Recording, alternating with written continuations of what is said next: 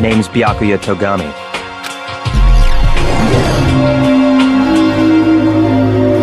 殺人が起きたのは苗木の部屋だったな。現場を見ればすぐにわかることだ。わざわざ説明するまでもない。思う？なぜそれを先に言わん？では、包丁を持ち出していないからといって容疑が晴れたとは言えないわけだ。And the murder took place in Makoto's room. That much should have been obvious after taking one look at the scene. It shouldn't even need explaining. You don't think so? Speaking of which, I'd like to ask the bear, if there is an accomplice, do they also become blackened? Why didn't you say so in the first place? So you're saying the knife she took was then taken from her, and she was killed with it? In that case, you may not have taken the knife, but you still could have killed her. Regardless, it was a pointless act. Wasting time trying to break down a door that wasn't locked is... That is a definite possibility. Then either it was Makoto who lived there, or Sayaka who switched rooms for a single night. So what you're saying is, the room Sayaka was staying in was actually marked as her room. The person with the knife attacked first, and the sword was used as an impromptu defense. No, far from it. It's almost as if she'd been planning to commit a murder of her own. She took the knife from the kitchen, then invited the culprit to the room she was staying in. And if it's true that she had the kitchen knife and attacked without provocation, I don't know. I'm not sure our soft-hearted Makoto is capable of that kind of cutthroat behavior. I'm sure Sayaka realized the same thing, which is why out of all of us, she asked him to switch rooms. And if you say you used it for something else, you'll have to explain exactly when, where, and why. So, you have no rebuttal? If you don't mind, I will proceed from here. Let's move on to discussion of the culprit. Although, I believe the criminal behind this heinous act is already quite clear. Chihiro's killer is the fiendish serial killer, Genocide Jack.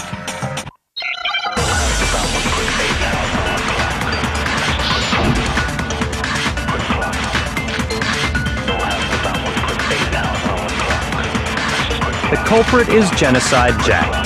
I'm short. Case closed, as far as I'm concerned. Why? What makes it impossible? The why of it is probably more trouble than it's worth, so let's forget about that for now. More importantly, it outlines all the specifics of every Genocide Jack case in exceeding detail. According to the file, there appear to be two defining characteristics in every Genocide Jack case. The first is that a bloody message is found written at the scene of every murder. But more important is the other characteristic, and it's something that has never been made public. Why don't you tell them, Makoto? However, Chihiro was most definitely suspended in the same way. So, how did the culprit know about this when only high-level police officials were aware of it? There's only one logical answer I can think of. It's because the culprit in this case is the real Genocide Jack. Yes, in fact, it's Toko. Genocide Jack's true identity is Toko Fukawa. Is Toko Genocide Jack? The answer is yes and no, perfectly acceptable. Toko's strange behavior after seeing the body is proof enough that she has a split personality. That's right. Think back. She fainted when she saw Chihiro's corpse, and then, when she woke up... Not to mention, once she regained consciousness and saw Chihiro's body again, she was utterly calm. In other words, within her is one personality that can handle blood, and one that obviously can. The reason she locked herself in her room wasn't to keep other people from getting in. It was to keep her other personality from getting out. Toko was afraid of the murderous fiend inside of her, of killing even more people. I do believe you misunderstood her. What she's trying to say isn't, how can you know all this? No, what she wants to know is, how could you tell them? Last night, just before Monokuma gave his motive speech, Toko and I had a strange conversation. She told me a most interesting story. She said a murderous fiend lived within her, and she was afraid it could appear and attack at any time. And that trepidation is what's caused her to have such a bleak attitude. Isn't that right, Toko? You have only yourself to blame. You came to me with your tragic little story. I didn't ask you to. This is the real world, not some romantic fantasy fairy tale. Besides, you broke your promise first. You said that as long as you were here, no matter what, you wouldn't let Genocide Jack kill anyone. But in spite of that promise, how many times do I have to tell you? I never said that. But you weren't able to do it. You just couldn't resist that rush you got from killing, could you? But your efforts were useless. What a disappointment. Well, the opening act is nearly finished. All that's left is to hear from the person in question directly. This should be enough to convince you. This murderous fiend is responsible for Chihiro's death. There's clearly a motive, so there should be no doubt. Remember what Monokuma told us? If someone didn't murder and graduate within 24 hours, an embarrassing memory or secret would be revealed. Well, let's assume that Toko's secret was about Genocide Jack. If a secret like that came to light, Toko's life would have undoubtedly been forever ruined. So she had a very clear motive to never have that side of herself exposed. When you compare your past murders to this incident, the modus operandi matches completely. What more proof do we need? Give it up. You killed her. We get it. You've clearly explained your hobby and your philosophy. But that's not all there is to it. It's a different matter entirely, when you're forced to kill in order to survive. Lowly, curt. I see. So now the suspicion falls on me. Then I must ask, when would you say I began acting suspicious? Surely you must have an answer. I should have naturally thought of the boys' locker room first. Is that what you want to say? The victim was Chihiro, a girl. Hence why I said we should check the girls' locker room. Okay then, what's so strange about it? Go ahead, share with the rest of the class. The victim was Chihiro, who was a girl. So of course I would suggest we check the girls' locker room first. There was no time for pointless distractions. What's so strange about that? I see. That's a good answer, I must admit. Interesting. Very interesting indeed. But your reasoning is still too weak. What's wrong? Is that it? Surely you've got more than that. Go ahead. Show us. What's the matter? You're not finished already, are you? There must be more to it. Oh? Proof that I'm the culprit, you mean? I'd never seen that rope before in my life. Obviously, somebody else must have had it hidden away somewhere. That's really what you think? Then your conclusion is something like this? I killed Chihiro in the girls' locker room, then hung her up and wrote that bloody message. I intentionally made it look like Genocide Jack was behind it. Is that about right? What's wrong? I asked you if you think that's what happened. Is that right? And what, pray tell, is still bothering you? I killed her in the girls' locker room, then disguised my crime. Specifically, I dressed it up to make it look like it was the work of a homicidal psychopath. What about all that bothers you? How disappointing. What kind of question is that? Even in the world of disappointments, this is a true letdown. She was found dead in the girls' locker room. There is absolutely no question about that. How could the scene of the crime have been anywhere else?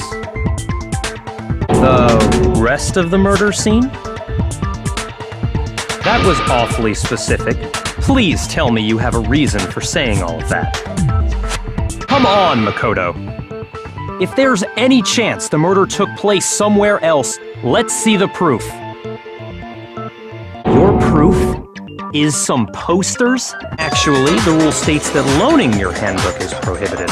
It says nothing about borrowing one. In other words, you could borrow a dead person's handbook all you want, and you'd be safe. Of course, if it were broken, that wouldn't make any sense anyway. Assuming his handbook did, in fact, list his gender as male, then yes, that would be true. Well, I must admit, I did find it rather odd. I knew he felt a little off. There was a certain incongruity to his female body. So now everything has been connected. All the mysteries have finally become clear. Very interesting. This has become very interesting indeed. So that's your thinking, huh? Well, it bothers me that you don't have more concrete reasons, but it's fine.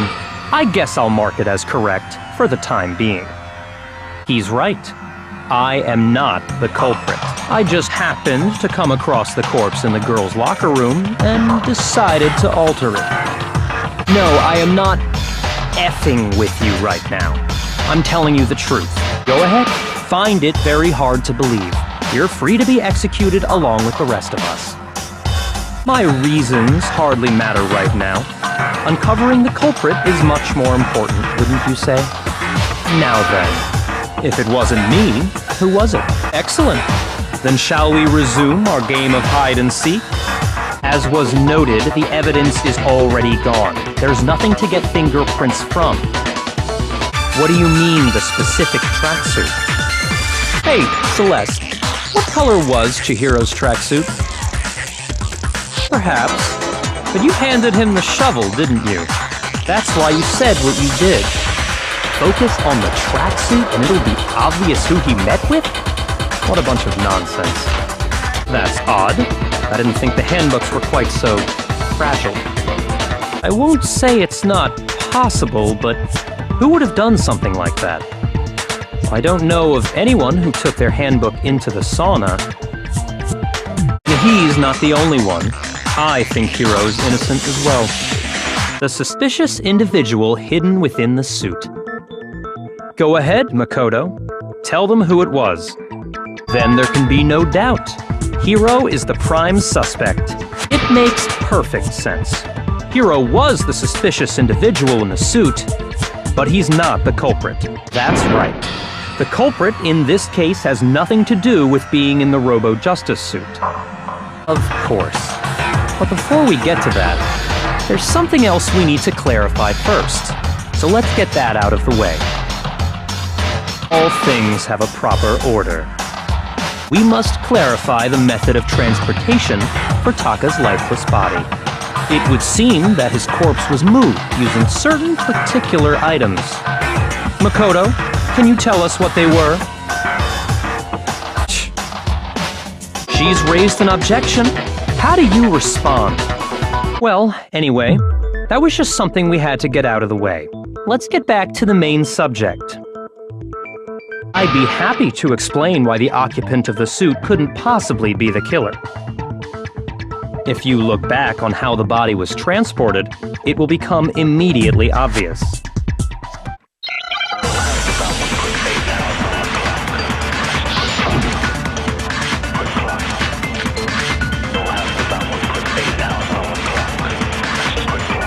As we know, Taka was killed in the equipment room. And from there, the body was moved to the repository, correct? Now, keep in mind that the dolly doesn't have a handle. If you accept everything we just said, then you must realize that whoever was in the suit couldn't possibly be the culprit. On top of that, if you were wearing such a rigid, cumbersome suit, it's very unlikely you would have the dexterity to go about wrapping the body in a tarp. Celeste informed us that she'd found the bodies, and we all headed to the repository, which is where we rediscovered the corpses. It's true that Hifumi was killed with Justice Hammer 3, while Taka's death came from a swing of Justice Hammer 4. So you're saying the culprit wanted us to think the hammers were used in order, but in reality, Taka was killed before Hifumi? Okay then, let's see the proof. That's exactly why the culprit wrote the numbers on each hammer and had them increase in size. That way, when we saw how they were used in each incident, we'd easily make that wrong assumption. Even if she could pull that off, there's no way she could have done the same with Hifumi's body. Because, as we just established, she was passed out in the equipment room when his body disappeared. I don't think it has anything to do with the occult.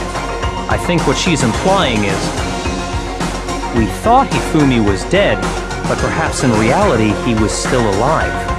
Perhaps he was simply playing dead. That's right. It wasn't long after finding his body that we heard the announcement. First of all, if 2 bodies had been found, there really should have been 2 announcements. What do you say, Monokuma? Any comment? No, actually, that was plenty. He said it's only broadcast when a body is discovered for the first time, which means, even if we find the same body again later, he won't make the announcement again. If that's true, then why was the announcement made again later on? Exactly. If we were actually rediscovering both bodies, the announcement shouldn't have played. And the next time we saw his body, it was in the repository. I wouldn't be caught dead using a tacky piece of garbage like that. While we were all gathered in the nurse's office, he went to the equipment room and took Taka's body. And it could only have been Hifumi, who just finished stashing Taka's body there. Where's your proof? Go ahead, show us. That means Hifumi knew the note was important. During that time, we'd all split up and were searching for Taka's missing body. In other words, during that time, none of us have alibis. I'm surprised. It seems there's some semblance of a brain knocking around that skull of yours after all. Is it not possible they used a different weapon? So Hifumi moved Taka's body to the repository, where someone then used a hammer to kill him. You're saying that 2 people could act as each other's accomplices to commit 2 separate murders. The mastermind picked their target and managed to convince him to go along with their plan. And then, to avoid the no accomplices rule, they simply killed their accomplice. Which, if true, means that betraying Hifumi was part of the plan from the very beginning. You think so? I can't help but admire its cunning. Still, their choice of accomplice seems odd. A joke? I wonder. Just to be clear, there is evidence to support it. It is. Throughout the investigation, there was certain behavior that was common only to the 2 of you. Considering what we've learned so far, it only further proves that the 2 of you were working together. Shush, the adults are talking now. As he said, only Celeste and Hifumi ever laid eyes on the costumed individual.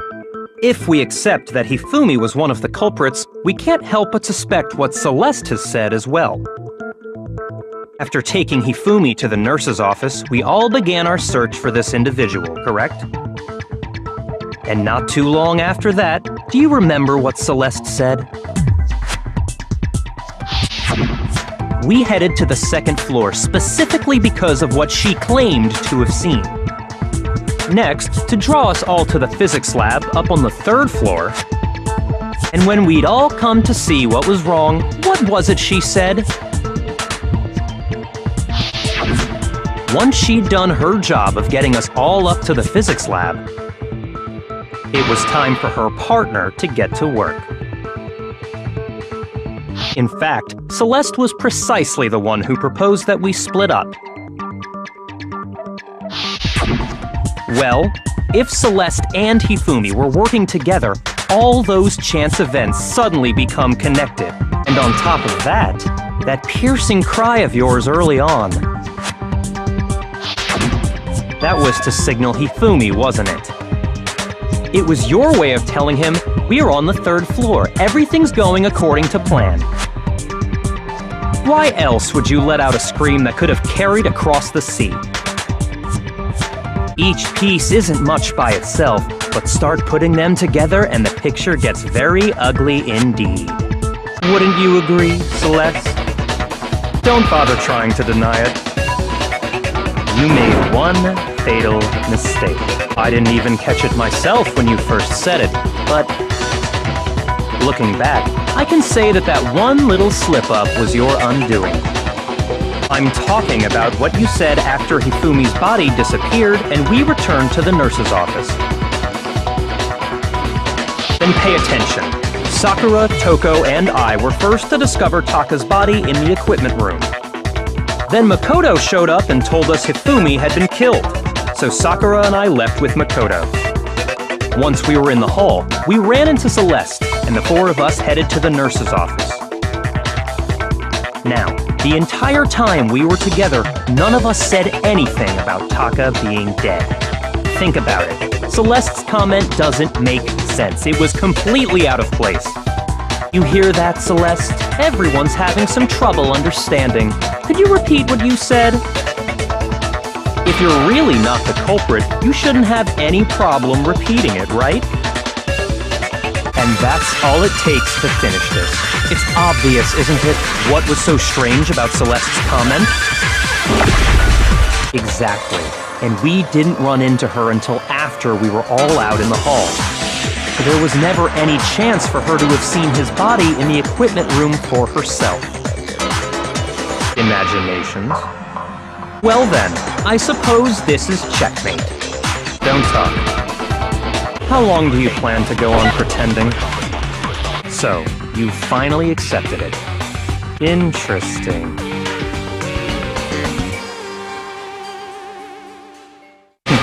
Idiot.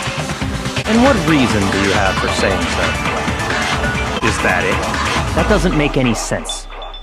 I don't deny that she wanted to meet with us, but I never went to see her. I didn't either. Yeah, same here. I never saw her. You just did exactly as the note asked? What a fool. Assuming he's telling the truth, someone else must have put the magazine back on the shelf. In other words, at least one other person was in the rec room both before and after the incident. And remember, this girl examines dead bodies as a hobby. Personally, I'm inclined to believe her. King, rook, bishop, pawn. I definitely remember seeing each of those. Okay, fine. Let's hear it. And you just now decided to share that with us? Could someone tighten the screws on his brain? I think they've come loose. Stop wasting my time. Just tell us the truth. Out with it. Talk. Now. Imbeciles, all of you. Just answer the question. Did you kill Sakura? Just go away and die your meaningless death alone. Don't drag me into it. No, not quite yet. Don't you think there was something odd about Toko's story? I mean, you had to have noticed. Hiro's attack, and then Toko's, but that still wasn't the end of it. Tell us your story one more time. Tell us what happened after you fainted. Then even this gaggle of idiots should understand what I'm talking about. And where did the attack take place? So, you finally noticed. No, I'm sure she's telling the truth. Anyone who saw the murder scene should think the same way. Well, are you still convinced the case has come to an end? No, she's not. I've been saying all along, there's still more to this case. And that's because you're overlooking vital information. Some sort of reaction within her body, most likely Sakura was poisoned. That's right. This is the conclusion I've arrived at, and so there can be no mistake. Is it really so hard to believe? Then let me explain exactly how the culprit was able to poison her. Of course, if you don't mind. The key to unlocking this mystery was hiding in the chem lab up on the 4th floor. You never would have, since you gave up on the search the moment you were barred from the crime scene. There's a big shelving unit in the chem lab that houses a variety of mixtures and chemicals. And that's where I found this. It's not an especially powerful poison, but it'll still kill you if you drink an entire bottle. But the specific properties don't matter. What does matter is where I found it. The shelf is divided up into 3 sections, A, B, and C. In Section A, dietary supplements, in B, reagents, and in C, a variety of lethal chemicals. Well, that's the question, isn't it? Strange, isn't it? Why would there be a bottle of poison mixed in with all those nutritional additives? Because the culprit switched it out, that's why. I mean, this. That tastes awful. The flavor certainly makes me want to spit it out. What's so high quality about this stuff? I'm talking about the protein, of course. Sure. Do whatever you like. Correct. That wasn't poison in the bottle, but harmless protein powder. Which makes one wonder. The poison that should have been in that bottle, where did it go? Absolutely. The contents of each container were switched. So the protein was in the bottle of poison, and the poison was in the protein can. Once you accept that, it becomes obvious how the culprit was able to get Sakura to drink the poison.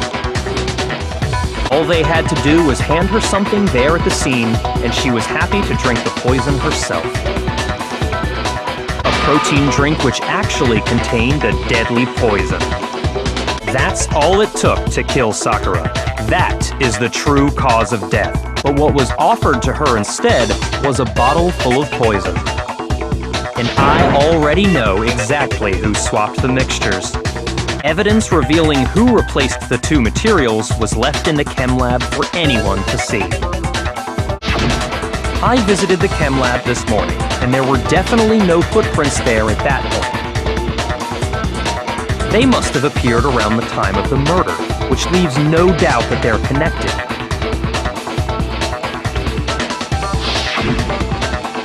What's more, the footprints were in front of Section A, where I found the bottle meant for the poison. The culprit must have gone to Section A to swap the poison and protein, leaving their footprints behind. And given how clear the prints were, figuring out who they belong to will pose no problem. All we have to do is check everyone's footprints right now. Then we'll see who... Just as I suspected. The footprints were made by a pair of sneakers. There was no mistaking it. And the only people here who wear sneakers are...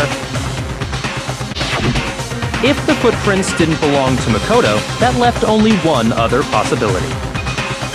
Plus, Hina's been acting strange ever since the trial began. You were in an awful rush to get to the vote, weren't you?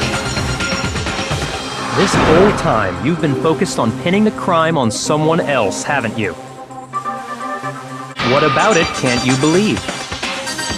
That's likely exactly why it turned out this way. Because they were so close, Sakura didn't think twice about it when Hina handed her the concoction. Hina used that trust to kill her. She deceived the victim, and she tried to deceive all of us. I have to say, Hina, coming from you, this was a particularly nasty little scheme. Now's my chance to kill her. That's what you thought, right? That's when you switched out the protein powder, and that's when you gave her the poisoned mixture. You're not about to claim she wouldn't kill a close friend, are you? You still don't get it, do you? The game we're playing here isn't so kind. Honeyed words like friendship don't matter here. What matters is outwitting the opponent, defeating them. Not a person alive would sacrifice themselves for another. In the end, we're all in it for ourselves. Just like how this girl sacrificed Sakura to save herself. How many times do you plan to repeat yourself? Surely you're not... Do you honestly think Hina didn't actually kill her? Impossible. She switched out the mixtures. She's the culprit. There's no way you can doubt this. What doesn't fit? Waste your time if you like. It's clear that Hina is the culprit. There's nobody else to suspect. Nobody else could have possibly done it. It's the same thing no matter how many times you hear it. How long until you're satisfied? Honestly, that's enough. How much longer must we tolerate this? What the... Hina, what's the meaning of this? What the hell? What's going on here? What? New evidence? Impossible, there can't be. I did? Just say it already! What is it you think you found? But what is it? Fine. If you really do know, explain the meaning of that shard of glass. A window? Wait, hold on. You're moving too fast. I'll grant you, the bottle of poison may well have been in the rec room when it was locked. But how can you say the protein can was put there after the room was unlocked? We already know she was given the protein can with the poison inside, right? If that can wasn't there when she died, how did she get poisoned? What are you talking about? Is this some kind of loaded question? Well, no, not that I remember. Oh, come on! How can you say that? How can you know what I don't know? No, that's impossible! It had to have been in there the whole time! It had to be! It was in there before the rec room was unlocked! Of course! It came from the window you broke to get in! What about it? What? I see.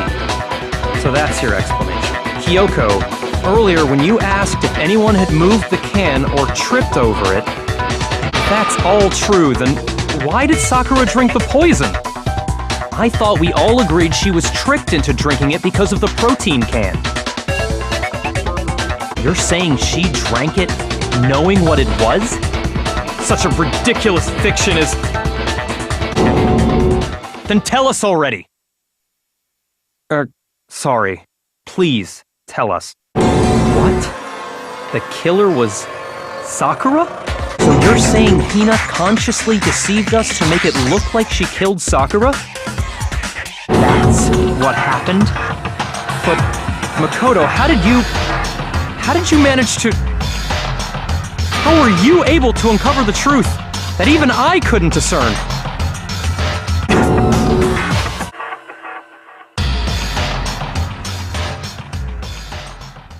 Well then, let's discuss the specifics of the victim. First, we need to clarify who exactly the unidentified victim is. There's a limit to how much ridiculousness I can tolerate. In that case, I think it would be helpful if someone explained why she actually wears those gloves. In fact, Monokuma told me. Apparently you have scars on your hands you don't want anyone to see. This entire discussion is idiotic. Well, Kyoko, any thoughts? It should have been obvious since she's standing right here. That's the first thing I said. You're the one who's been dragging us around in circles. No, that's not it. The identity of the victim is hidden within that tattoo. To show that they're a member of the team, each soldier that joins the squad would get a tattoo representing Fenrir somewhere on their body. No, it means we were wrong in thinking that Mukuro was the mastermind at all. Maybe we shouldn't have been thinking of her as the ultimate despair in the first place. After all, looking at her profile, I didn't see anything that would fit such a description. All it said was that she was the ultimate soldier. If I remember correctly, that other information came from Kyoko. That's what you told Makoto, right? So you're saying she wasn't an important character? Which would mean she was the same as us, just another participant. But how can we trust that? We already know your information about Mukuro was wrong. Fine. Uncovering the identity of the mastermind will have to wait. But remember this. No matter what happens, we will find out who you really are. I stake my family name on it. What you're saying is that both the victim and the culprit are part of the student body? Get a hold of yourself. We've already narrowed down the list of possible suspects. I'm sure you realize who I'm talking about, right, Makoto? Who the evidence points to? Allow me to explain. Just after nighttime last night, I went to the garden, so I can confirm that at that point, there was no dead body there. So, the murder must have taken place after I left the garden. However, Hiro, Toko, Hina, and I were in the gym the entire time.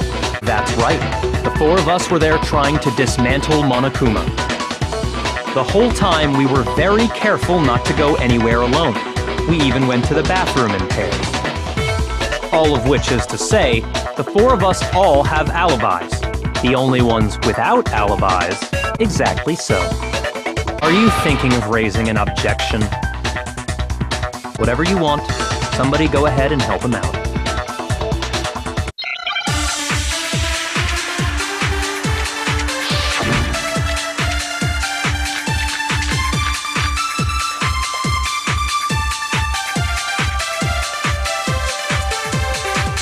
We've established a time frame for the murder. It took place somewhere between 10 o'clock at night and 9 o'clock in the morning. That's more than enough time to commit murder, I should think. So Makoto, if you have any objections, now would be the time. And what makes you say that? In which case, the only one left without an alibi is Kyoko. So are you saying you're not the culprit? Shut up, you! Anyway, Kyoko, you actually did have a reason to kill her. She thought Mukuro was the ultimate despair. In other words, the mastermind behind everything. So she killed her to try and put a stop to all this. Isn't that right, Kyoko? But you made one catastrophic mistake. Mukuro wasn't the mastermind at all, and as a result, we were forced into another trial, something I'm sure you weren't at all expecting. Interesting. I'm listening. But why would they go to all that effort just to keep the body from getting wet? If they had, they would have washed both sides. Just washing the one side wouldn't hide anything. Perhaps, but even so, there's one thing that still doesn't make sense. You said the culprit used the tarp to avoid the water and then covered the body in blood, right? But if that's the case, then the blood should have soaked into the ground around the body. But that's not what we saw. Only the victim's clothing had blood on it. The ground was completely clean. If that's actually what took place, it certainly becomes possible that the murder happened earlier. I must admit, Kyoko's reasoning is sound. Makoto's alibi is inadequate. Well then, it looks like we're back to square one. Makoto's alibi is no good, so once again, our suspects are him and Kyoko. Don't just stand there. Out with it! You don't seem surprised. You must have noticed earlier. Then why did you hide that fact? So they wanted us to notice the stab wound and then detonated the body afterward. They meant for us to latch onto the knife as the cause of death, then destroy any evidence proving otherwise. If you bothered to put that lump of gray matter between your ears to use, you'd know the answer. Go ahead, Makoto. Tell her or we won't make any headway on this. Anyway, The culprit's motive is becoming more and more obvious by the minute. They wanted the knife wound to look like the fatal injury so that we'd suspect Makoto. And the only one who would benefit from that is the only other possible suspect. You, Kyoko. What's the problem? Fine, I have no problem with that. Let us continue the debate. It won't change the facts of the case regardless.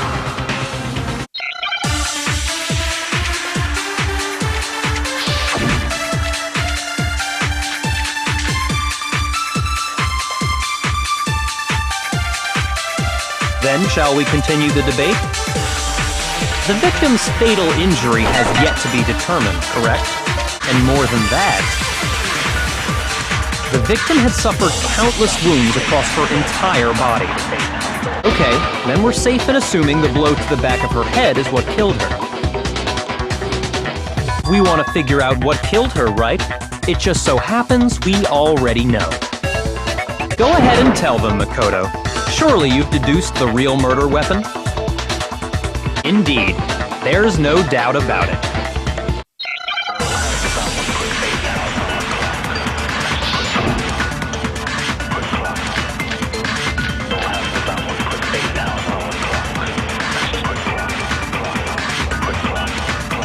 The Titanium Era. It was in the dojo locker, right? I have no doubt that was the murder weapon. Anyway, that explains the murder weapon. As for who the culprit is that stashed the weapon in the dojo locker, it was you, Kyoko. Oh no, you absolutely have. Because we have proof, of course. Don't we, Makoto? What's the matter? Surely you don't intend to protect a murderer. You know what will happen if you do, don't you? If you cover for the culprit, there's only one thing that can lead to the death of us all, remember? Then show us. Show everyone the evidence that proves Kyoko went to the dojo. Don't bother trying to play dumb. That key is just the final piece of the puzzle. Your non-existent alibi, your clear motive, your attempts to frame Makoto for the crime. This all proves that you are the true culprit. You can't explain this away, so just give up. Not this again. You really are dead set on defending her, aren't you? That's enough. The time for idle chatter is over. A verdict is close at hand. I knew you were stubborn, but this is just getting ridiculous. I should know.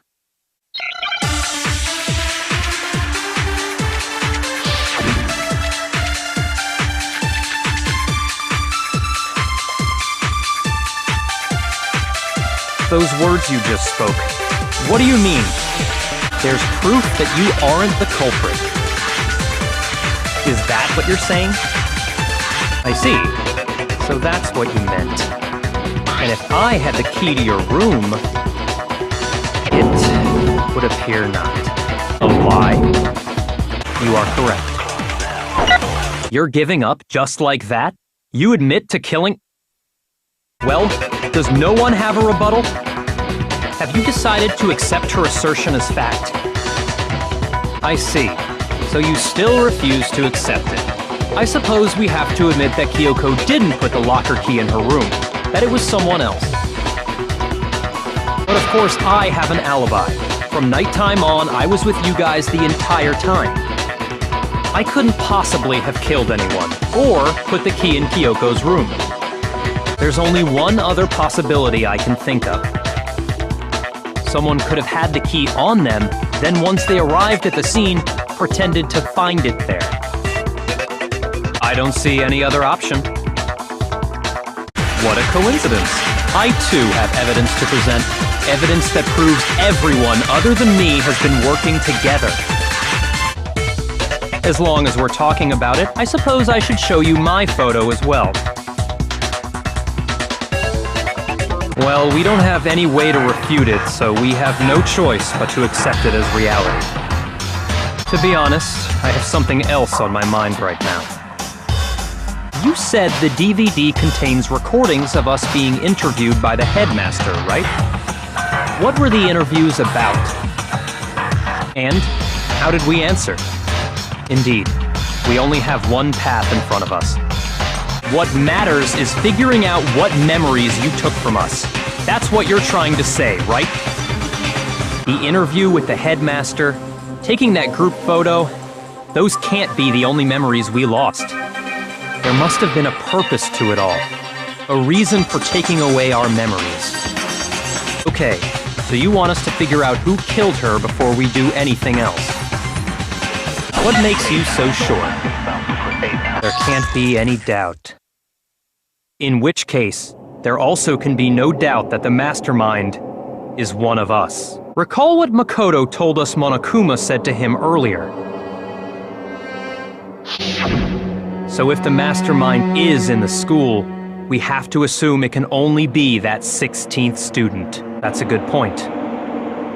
Rather than wasting time bickering, we should put our minds to work solving this mystery. So then, what about the little matter of what happened last night?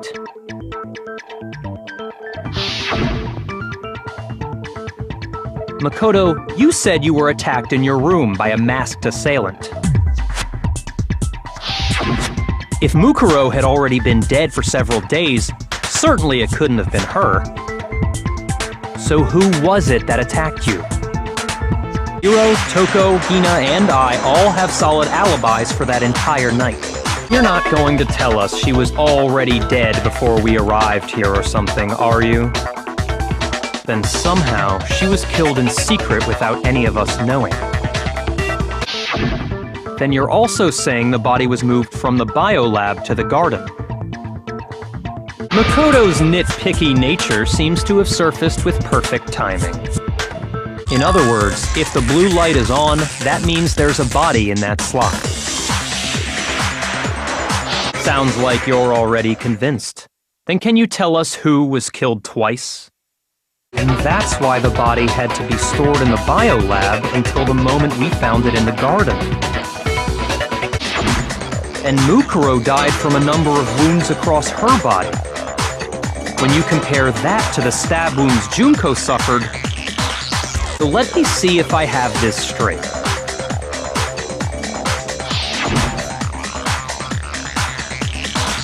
Junko, or someone going by that name, was stabbed to death with multiple spears. Then her body was kept in the biolab for however long before being dragged out again. Only this time, it was presented as the corpse of one Mukuro Ikusawa. It means that there haven't been 10 victims, but 9. Which also means that among the people we thought were dead, one is still alive. Are you sure about that? I admit, since Mukuro is undoubtedly dead, Junko does seem to be the only other explanation.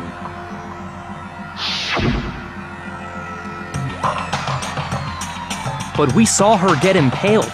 She died right before our very eyes. If Junko were still alive, the death we saw would had to have been some kind of charade.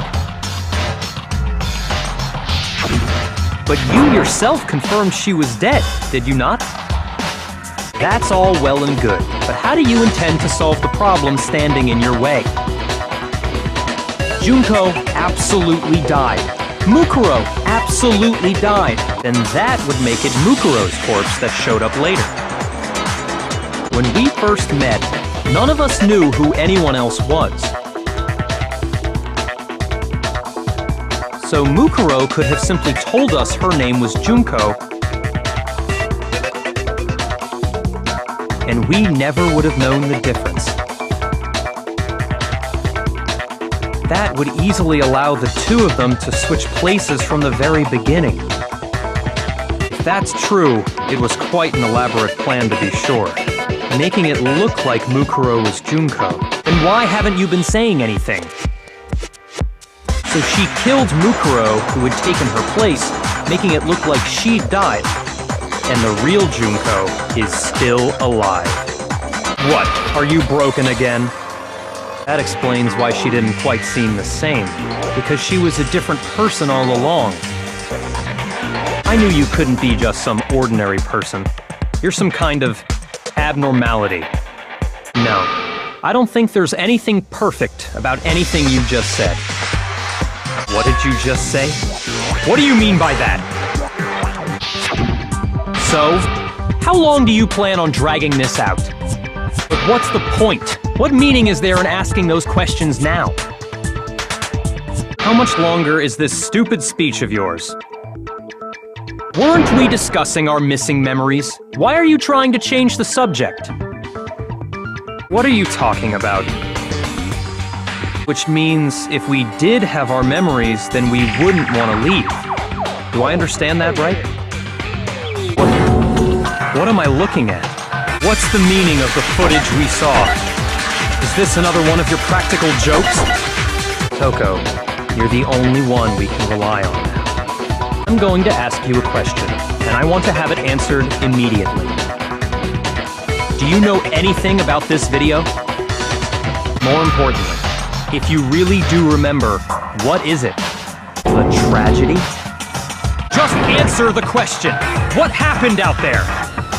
Why is that phrase coming up now? Explain yourself! Tell us everything you know! We already did, and she didn't know anything! That's why we're asking you! Oh, come on! Now you're just being ridiculous! What? What did you say? What? What the hell are you talking about? Stop with these idiotic jokes! They couldn't possibly be gone!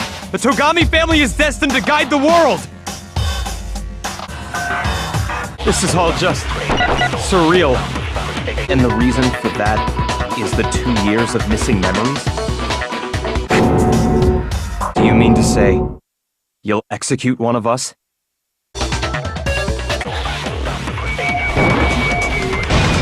Don't lose hope now!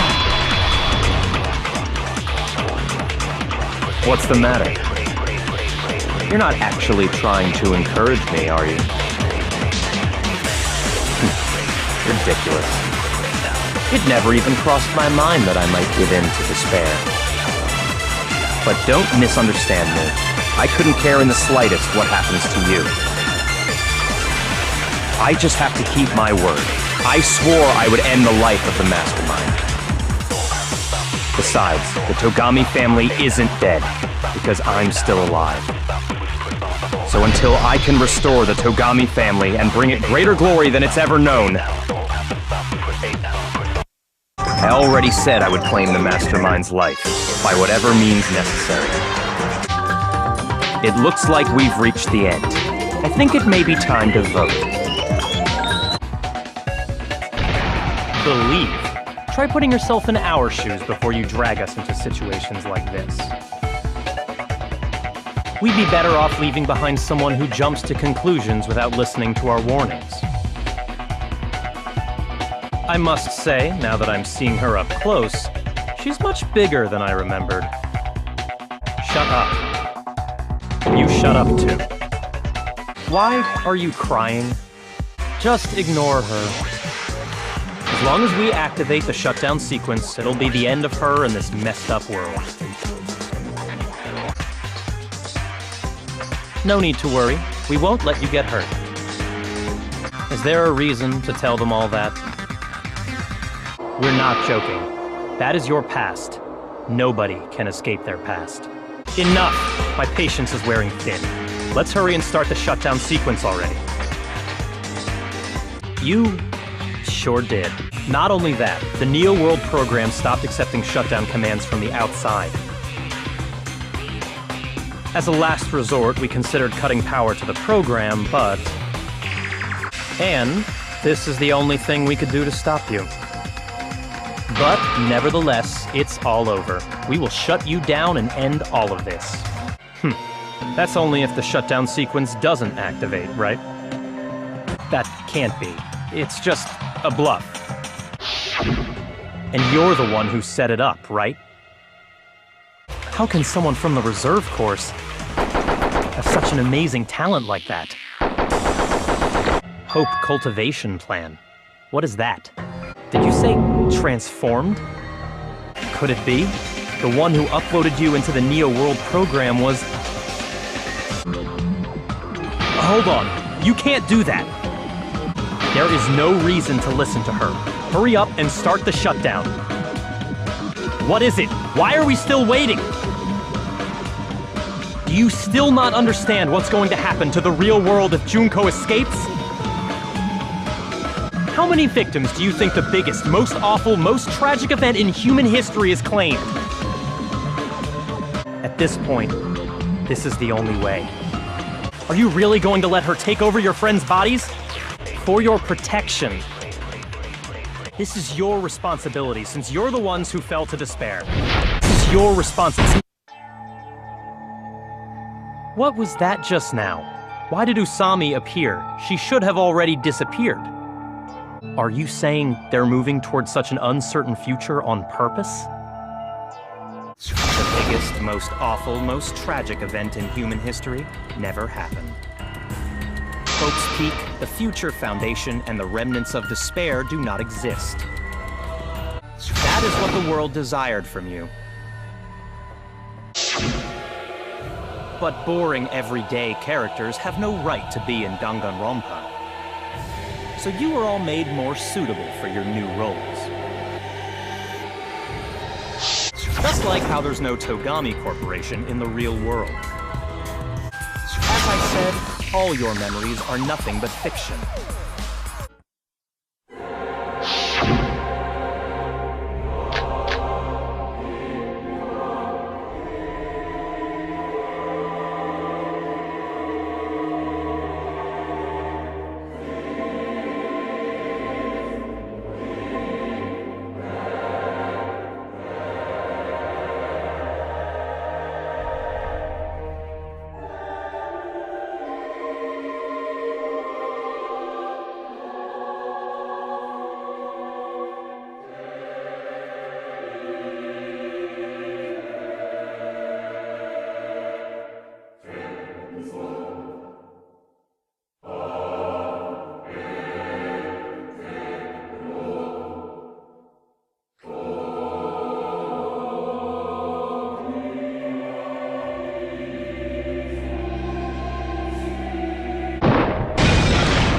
I got it!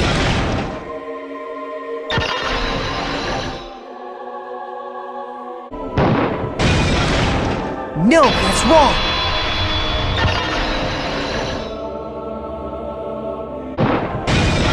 I got it!